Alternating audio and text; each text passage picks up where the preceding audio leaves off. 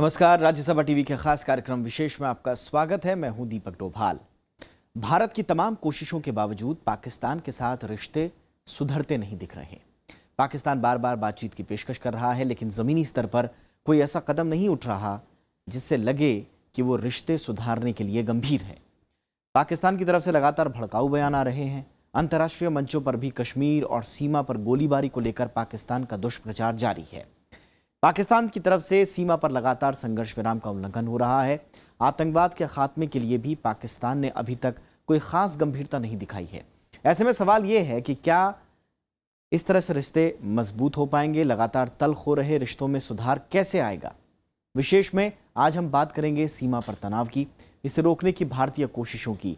हम बताएंगे कि दोनों देशों के तल्ख रिश्तों की वजहें क्या हैं। तो आइए शुरू करते हैं आज का विशेष।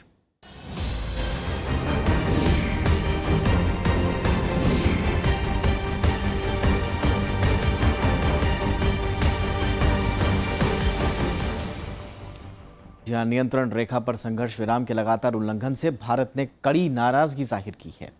बीते एक हफ्ते में सीमा पार से 27 बार संघर्ष विराम का उल्लंघन हुआ है। इसमें भारी हथियारों का इस्तेमाल किया गया। गोलीबारी से सीमावर्ती गांवों में भारी नुकसान हुआ है। विदेश मंत्रालय का कहना है कि पाकिस्तानी सेना आतंकियों को घुसपैठ कराने के लिए गोलीबारी करवा रही है। कश्मीर में सेना ने आतंकियों की घुसपैठ की 2 कोशिशों को नाकाम कर दिया। गुलमर्ग और नौगाम सेक्टर में आतंकियों ने घुसपैठ की कोशिश की थी, लेकिन चौकस सेना के जवानों की जवाबी कार्रवाई में घुसपैठिए सीमा पार भाग गए। Continued attempts to infiltrate armed terrorists from across the line of control to target Indian posts and patrols.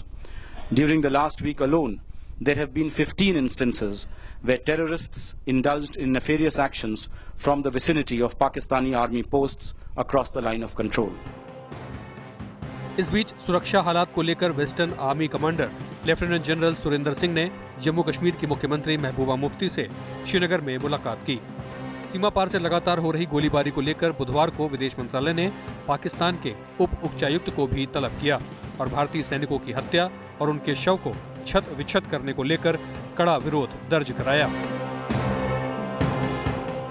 Pakistan ने एक हफ्ते में तीसरी बार भारतीय उच्चायुक्त को तलब किया है।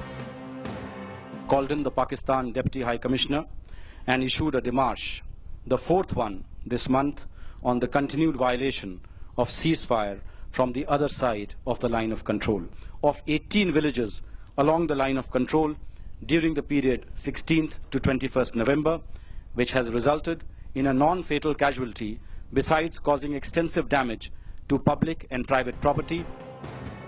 बीते दिनों माछिल में 3 जवानों की मौत के बाद फिर से नियंत्रण रेखा पर तनाव बढ़ गया है। इसके बाद भारतीय सेना ने भी एलओसी पर जवाबी कार्रवाई शुरू कर दी और पाकिस्तान को मुंहतोड़ जवाब दिया गया। पाकिस्तान ने आरोप लगाया कि भारत की फायरिंग में उसके 3 जवान और 10 नागरिक मारे गए। मामला यही नहीं थमा, पाकिस्तान ने इसके बाद बुधवार को कई जगहों पर फायरिंग की। सीमा पार से भारतीय चौकियों के साथ रिहायशी इलाकों को निशाना बनाया गया। राजौरी जिले में बीएसएफ के 2 जवान घायल हो गए। लोगों को जान बचाने के लिए बंकरों में शरण लेनी पड़ी। पहले उनका यहाँ पर फायर पड़ा तो फिर इन्होंने मुंहतोड़ जवाब दिया, क्योंकि हमारे जो हिंदुस्तान की आर्मी है ये किसी से पहले नहीं आगे उन पर हमला करती, क्योंकि पहले उनका हमला होता। बहुत बड़े डरे हुए हैं, क्योंकि बाहर अंदर जाने का क्योंकि बहुत बड़ी परेशानी बनती है, क्योंकि डरे हुए लोग हैं। फायरिंग में कहाँ जा सकते हैं बॉर्डर। संघर्ष विराम के लगातार उल्लंघन को देखते हुए भारत ने पाकिस्तान को कड़ी चेतावनी दी।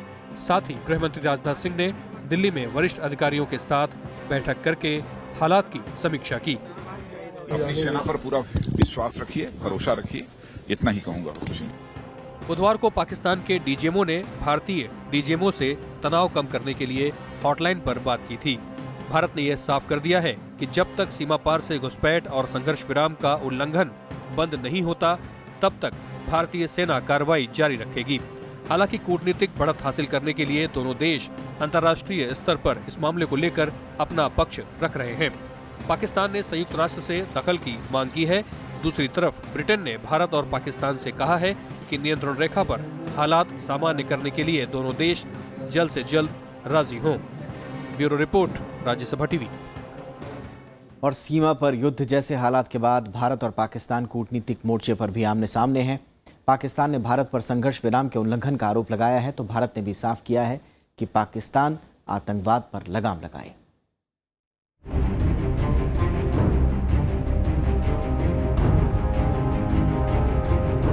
अंतर्राष्ट्रीय मंचों पर पाकिस्तान लगातार भारत के खिलाफ दुष्प्रचार कर रहा है। ब्रिटेन दौरे पर गए पाकिस्तानी प्रधानमंत्री के विदेश मामलों के सलाहकार सरताज अजीज ने कहा कि भारत सीमा पर संघर्ष विराम का उल्लंघन कर रहा है। ब्रिटिश विदेश मंत्री बोरिस जॉनसन के साथ मुलाकात के बाद सरताज अजीज ने कहा कि पाकिस्तान बातचीत के जरिए सभी मसले सुलझाना चाहता है, लेकिन भारत इसमें दिलचस्पी नहीं दिखा रहा।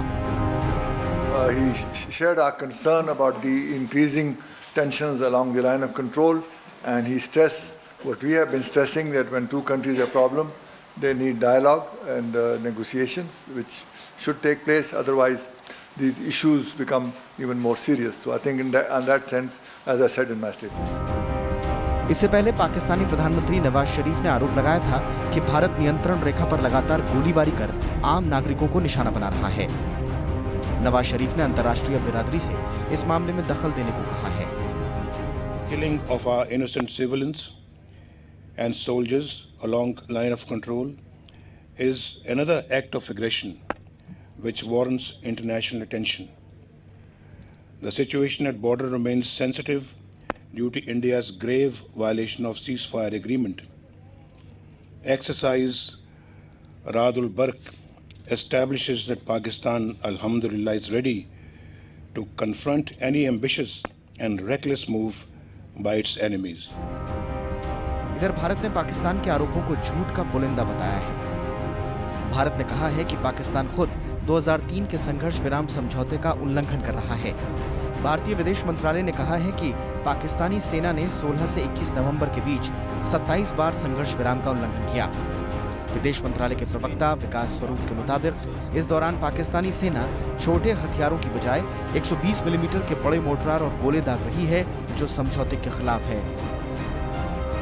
We never intentionally target, Pakistani posts across the LOC. We have no interest in violating the ceasefire. You know very well why ceasefire violations take place. Very often, they provide a cover for Pakistan to infiltrate terrorists into our side of the international border or the line of control. So the onus for stopping ceasefire violations clearly lies on Pakistan. संघर्ष विराम समझौते के उल्लंघन के पाकिस्तानी आरोपों को खारिज करते हुए विदेश मंत्रालय ने कहा है कि भारत की तरफ से कभी भी बेवजह फायरिंग नहीं की जाती। भारत ने पाकिस्तान को सीमा पार आतंकवाद रोकने की भी नसीहत दी है। भारत ने दोहराया है कि पाकिस्तान गोलीबारी की आड़ में आतंकवादियों को भारत में दाखिल कराता है और इस पर रोक लगनी चाहिए। ब्यूरो रिपोर्ट के साथ जैगम मुर्तजा, राज्यसभा टीवी। और एक तरफ पाकिस्तान सीमा पर हालात सामान्य नहीं होने दे रहा, दूसरी तरफ उसके सैन्य अधिकारियों के बिगड़े बोल थमने का नाम नहीं ले रहे। पाकिस्तानी सेना प्रमुख 29 नवंबर को रिटायर हो रहे हैं, लेकिन जाते जाते भी बेवजह की बयानबाजी से वो बाज नहीं आ रहे।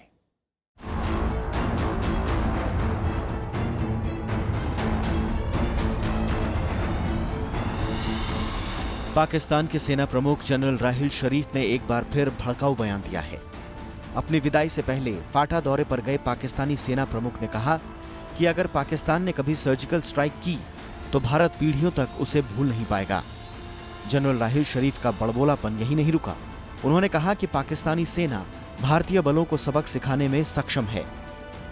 भारतीय सेना वही करना चाहिए जो वो कर रही है। वो पूरी तरह तैयार है और जवाबी कार्रवाई कर रही है। पाकिस्तान के अंदर सेना की जवाबी कार्रवाई से हाहाकार मचा है, क्योंकि हमारा जो सिद्धांत है कि अगर कोई हम पर हमला करेगा तो हम उसका मुंह तोड़ जवाब देंगे, उस पर हमें कायम रहना चाहिए।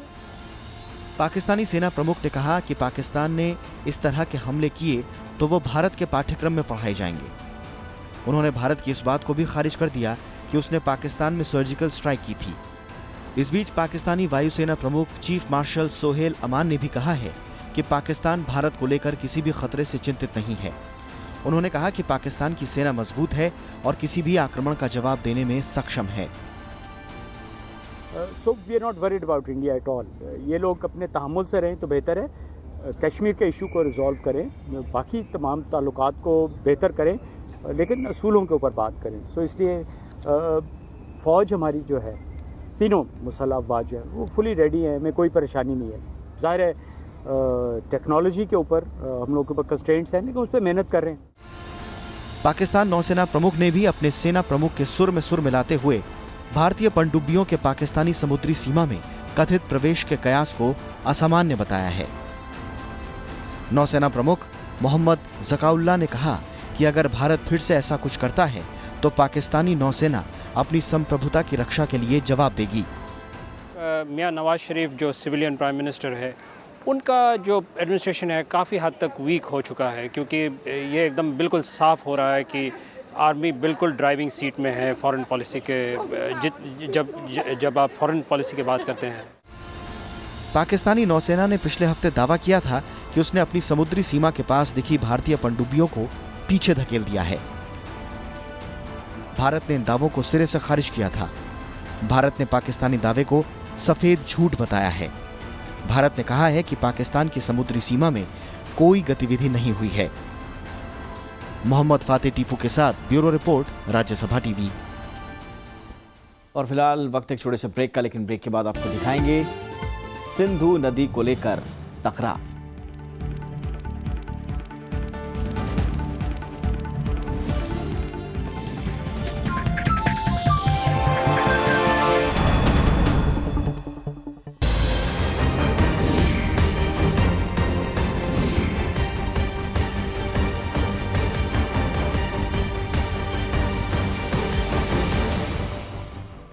भारत और पाकिस्तान के बीच हालिया तनाव की एक बड़ी वजह सिंधु नदी जल समझौता भी है।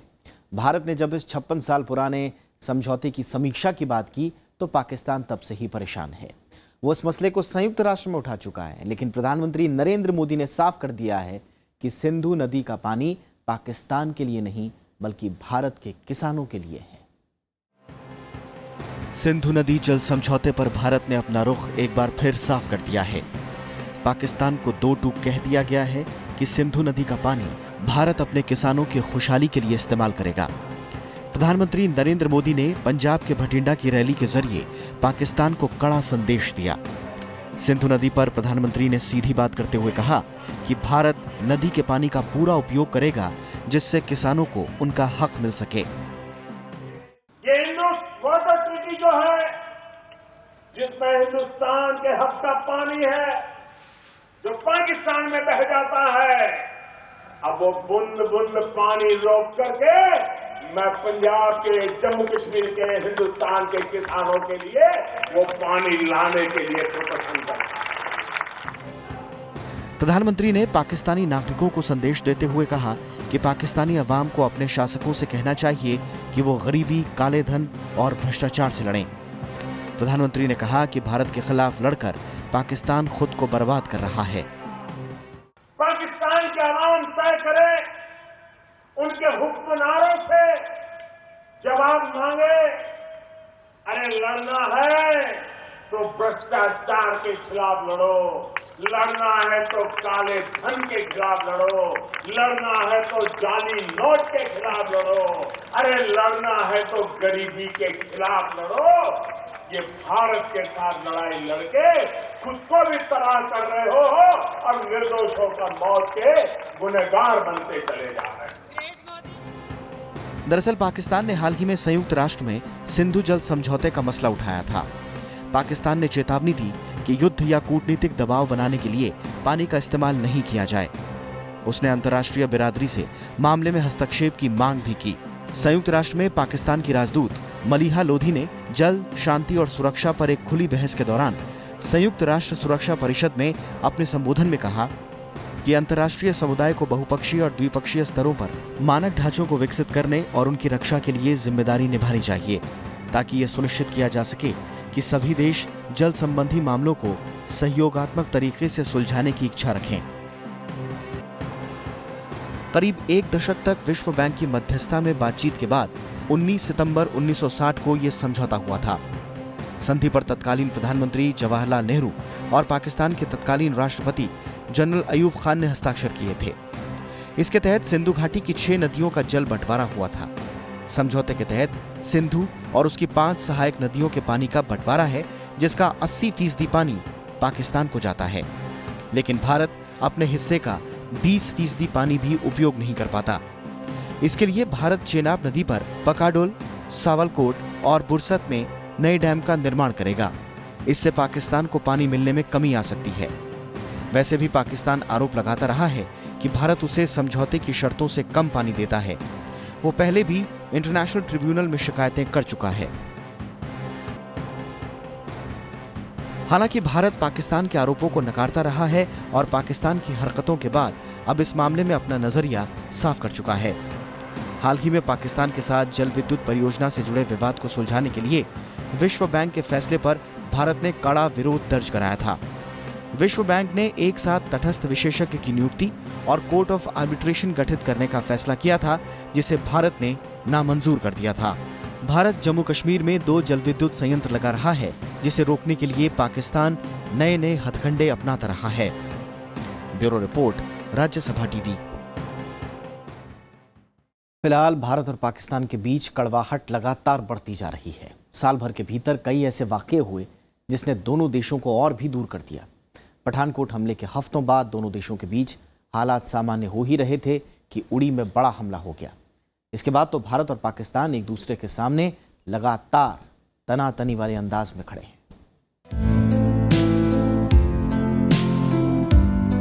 2016 शुरू ही हुआ था और लोग नए साल के जश्न में डूबे हुए थे।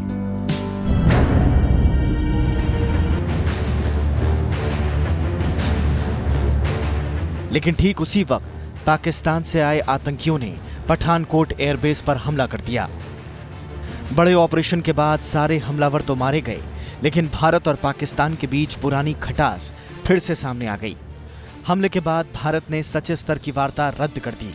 हमले के तार सीमा पार से जुड़े होने के सबूत पाकिस्तान को दिए गए और भारत ने एक कदम आगे बढ़ाते हुए पाकिस्तान की जांच टीम को भी पठानकोट बुला लिया। लेकिन नतीजा सिफर। हफ्तों बाद जब फिर से हालात सामान्य हुए तो लगा कि बातचीत का सिलसिला फिर शुरू होगा, लेकिन यह दौर लंबा नहीं टिक पाया। मोदी गवर्नमेंट ने शुरू में काफ़ी प्रयास किया पाकिस्तान के साथ डायलॉग के बारे में।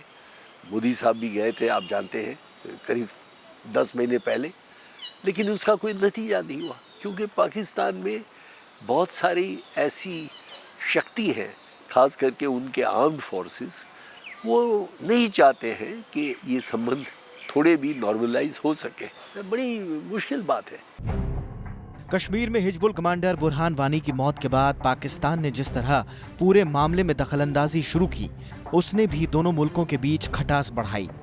भारत की तरफ से आपत्ति जताने के बावजूद पाकिस्तान ने अंतर्राष्ट्रीय स्तर पर कश्मीर की अस्थिरता का मुद्दा उठाया।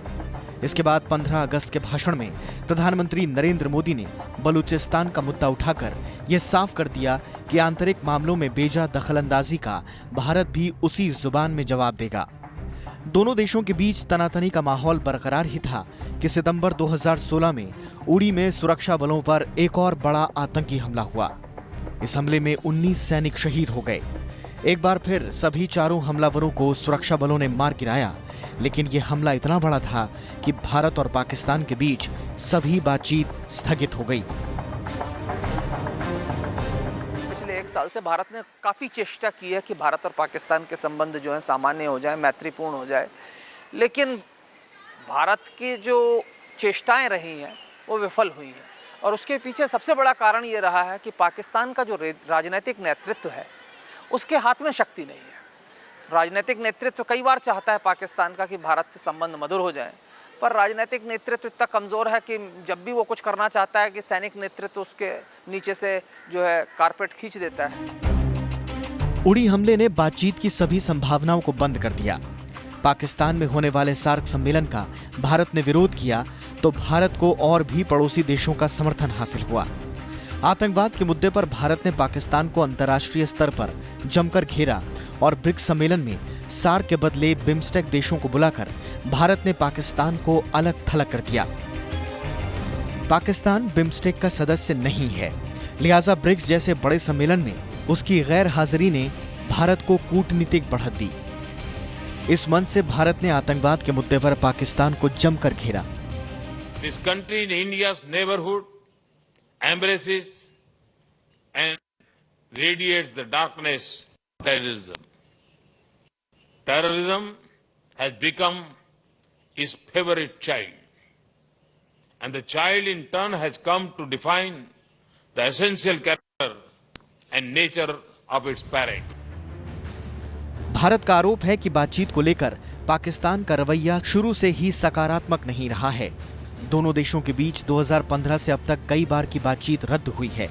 दिसंबर 2015 में हार्ट ऑफ एशिया सम्मेलन के बाद भारत और पाकिस्तान ने समग्र बातचीत शुरू करने का फैसला किया था, जिसके बाद 15 जनवरी को विदेश सचिव स्तर की बातचीत प्रस्तावित थी।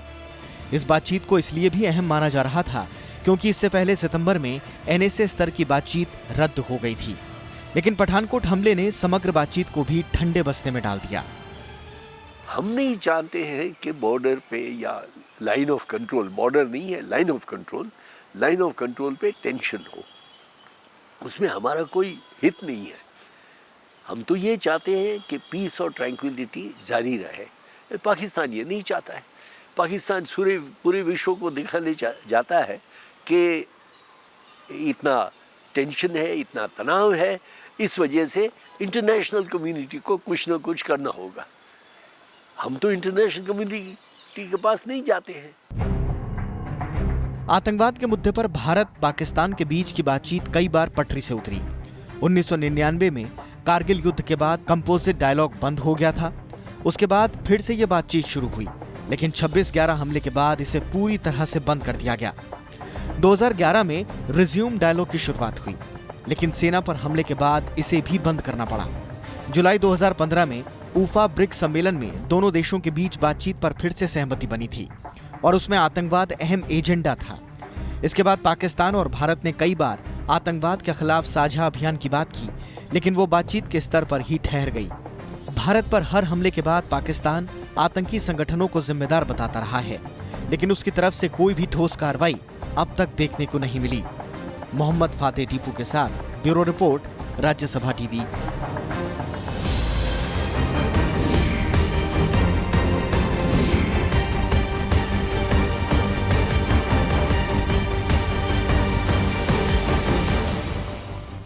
तो ये था आज का विशेष। नमस्कार।